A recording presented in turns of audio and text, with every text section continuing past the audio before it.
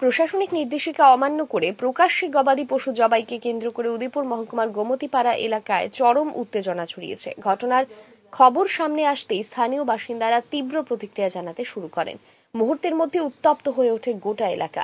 এদিকে পরিস্থিতি নিয়ন্ত্রণে আনতে দ্রুত ঘটনাস্থলে পৌঁছান গোমতী জেলা পুলিশ সুপার, অতিরিক্ত পুলিশ সুপার, মহকুমা পুলিশ আধিকারিক সহ বিশাল সংখ্যক পুলিশ ও টিএসআর বাহিনী।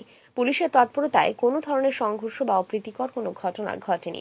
এই ঘটনাকে কেন্দ্র করে স্থানীয়দের মধ্যে অসন্তোষ দেখা গেলেও প্রশাসনের তরফ থেকে কাউকেই আইন নিজের হাতে তুলে না নেওয়ার আহ্বান জানানো হয়। সংবাদ মাধ্যমের মুখোমুখি হয়ে সকলকে শান্তি বজায় রাখতে এবং কোনো ধরনের গুজবে কান না দিতে আহ্বান জানান গোমতী জেলার ডেপুটি পুলিশ সুপার। আজকে ঈদ উপলক্ষে সমগ্র উদয়পুর সাব ডিভিশন উদয়পুর মহকুমাতে adequate security staff personnel deployed ছিল, যাতে করে ওপেন স্পেসে কোনো ক্যাটেল কোনো কাটা না হয়, স্লটারিং না হয়, সেটা লক্ষ্য রাখার জন্য।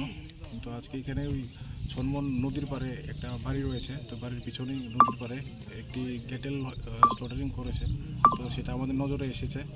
তো আমরা এখন ওদেরকে ডিটেন করেছি এবং অ্যাজ পার ল আমরা লিগ্যাল অ্যাকশন নেব।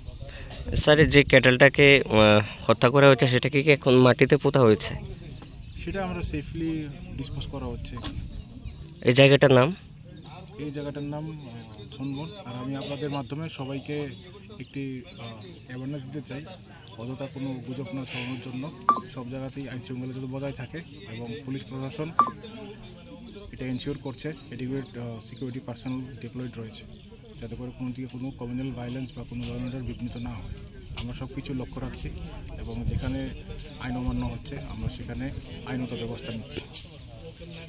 প্রশাসনের নির্দেশে গবাদি পশু দেহটি মাটিতে পুঁতে দেওয়া হয়, সেই সাথে এলাকা জুড়ে পুলিশি টহল চলছে।